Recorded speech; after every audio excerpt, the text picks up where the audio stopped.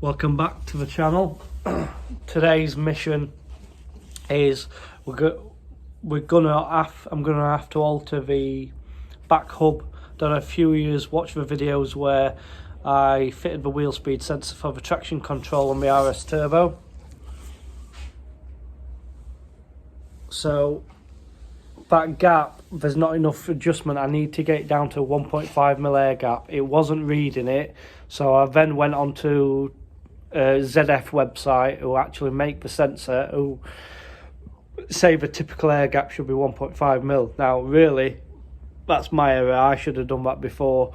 I know that they need to be close. However, a friend of mine says he's got a fairly large gap and he's got an all effect sensor and his reads it. Now I just set it at similar at what he said, but it's not enough, so it needs to be 1.5mm for an all effect sensor for the Cherry sensor. So just for future reference, in case any of you guys come across this. So now I'm going to whip the hub off, I'm going to alter that again, get all this set up. I'll get it to a 1.5mm gap, maybe a tad closer. So this is where we are. Don't know if you can see, the air gap is fairly big on that.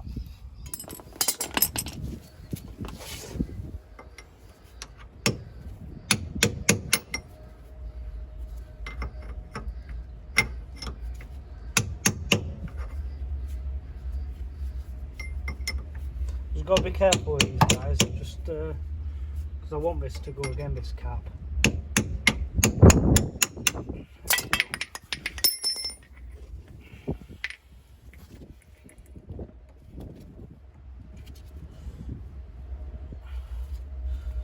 Same again, see if I can. I do have new ones of these pins on there, but if it can be salvaged, I'll reuse it. So.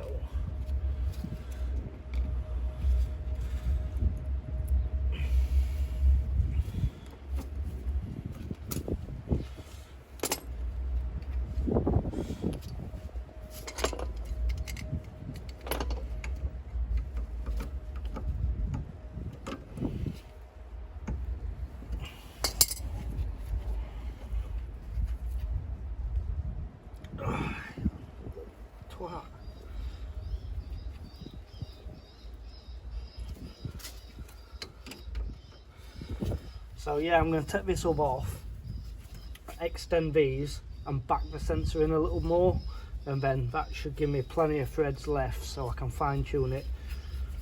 But I will vernier from here to here to make sure everyone's right. Each nut I weld on is the correct length. That way we're not going to get one sticking out a bit further than the other.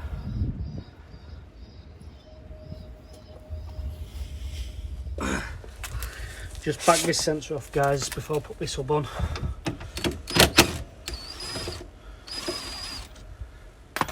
Not sure how much I'm going to need this. Let's give it a whirl. It's going to have to go right back.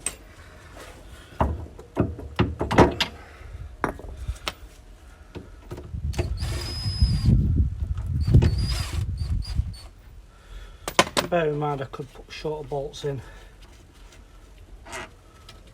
should I need to. Try not to though.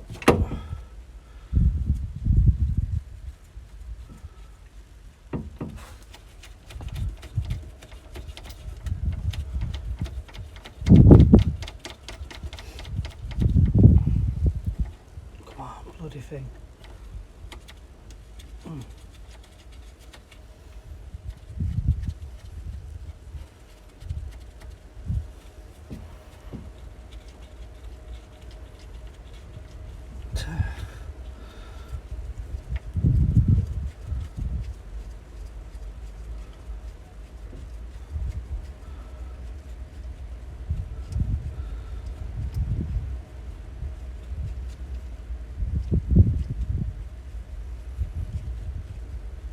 Leave it about there, something like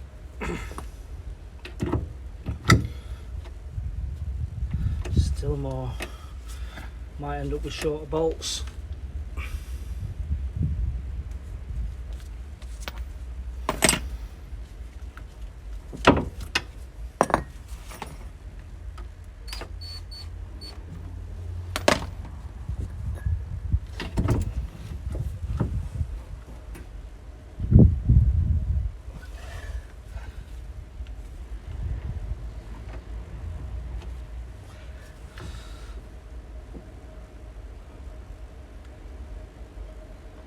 I reckon that's about us.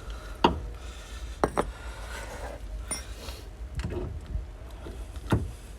let's get it back on.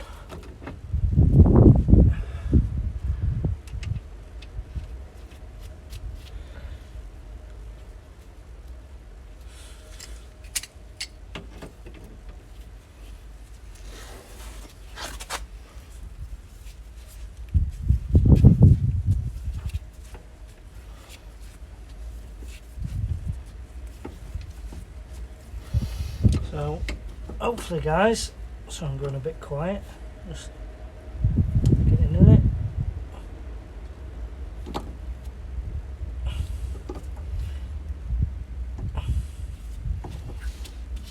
That's alright.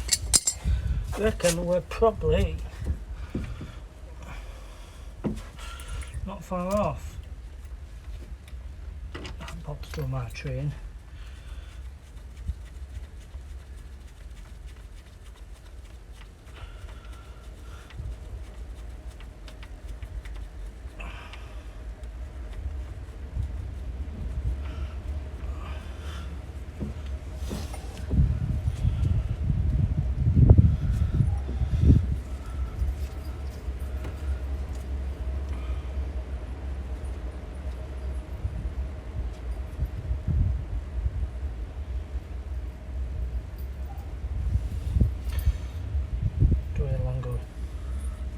Replacing that one, it's a bit short.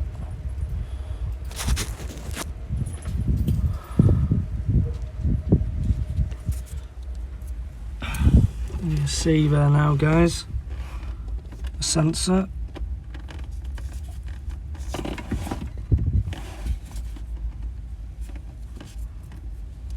A lot better. I've not measured that, but I'm pretty confident it's about 1.5 mil. That one could do with pulling out a little. Much better.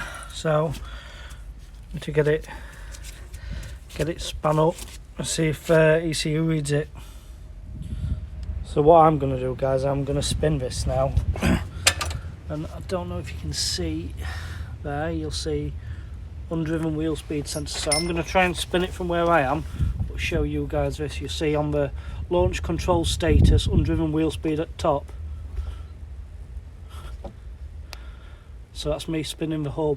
So you can see that sensor is now working, so hopefully we can look into getting all the boost by gear, traction control and launch control set up.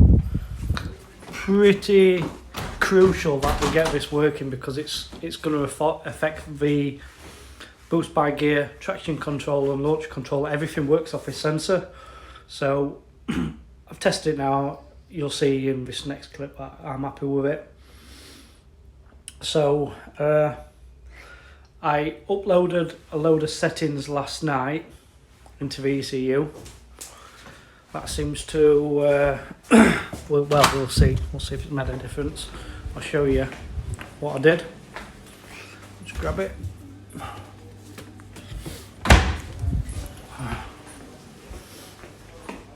I'll be all enjoying my Corona haircut. Fantastic. But yeah, let me just swap the camera around. Right guys, so I found a formula. What you have to do, because it gets an undriven wheel speed sensor at the back, that's the true speed. But what you also have to do is input a lot of figures into the ECU. So you see here, these, that's my final drive, which in a rear wheel drive car would be your diff. On a front wheel car, it's your final drive, it's your crown wheel and pinion. So 382, and they're first gear, second gear, third, fourth, fifth. So what you do, you basically don't get an online converter. It'll give you your tyre diameter and your wheel, basically the rolling circumference of your tyre diameter. So 205/40/17 comes in at 596. So this is your formula. You times it by 3.142. So 596 rolling circumference times 3.142 equals 1872. So my wheel isn't going to change. That figure isn't going to change. So 1872 all the way down. So the formula is that divided by technically that. So what you do, so you work that out, rolling circumference times 3.142 is 1872, so that's rolling radius. And then to get your second figure, you take, if you look, 342 is my first gear, so you times your first gear by your final drive equals 13.06. So your second figure is 13.06, so 1872, 13.06. So 1872 divided by 13.06 gives you that, 143.29. So that is your rolling, basically one engine revolution in first gear will give you that figure, that distance. That's a distance figure. So you have to then obviously do that with all gears, and that's how you put your rolling rev. So the ECU will get from the back, it'll get the true wheel speed. Well guys, been out in my car, not working, not got traction control working. Long story short, the ECU needs a vehicle speed sensor input. I'll not bore you in and out with too many details. I've just bored you enough with all that calculation data. But yeah, I've given it a vehicle speed input,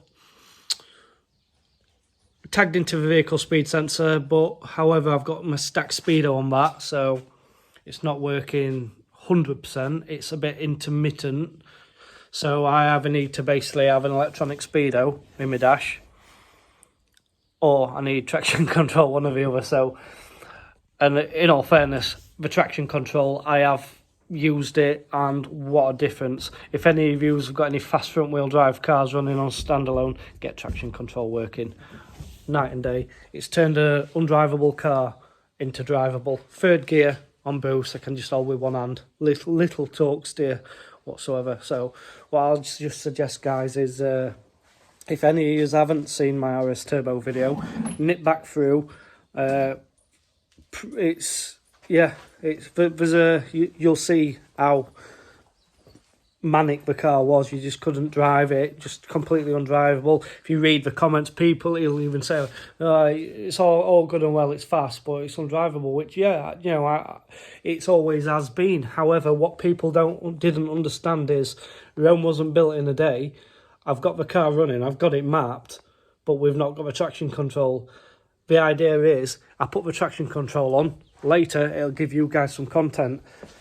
So yeah, this next video I'm going to do is we're going to be out in the car, going to do some outside shots, inside shots, we're going to do some launch, some rolling launch, and just generally showing you how the car behaves. Cheers for coming back, guys. Sorry it's been a bit of a boring video really, this one. There's not been much action, but yeah, tune in for this next one. Don't forget, like and subscribe. There's a little bell button, I believe, that'll alert you on any new videos and notifications. So hopefully this video might be a bit use to some of you front wheel drive turbo lads who are actually, you know, interested in actually making the car more drivable instead of being torque monsters. Yeah, cheers guys, see you on this next video. Don't forget, lots of action in this next one, so have a look.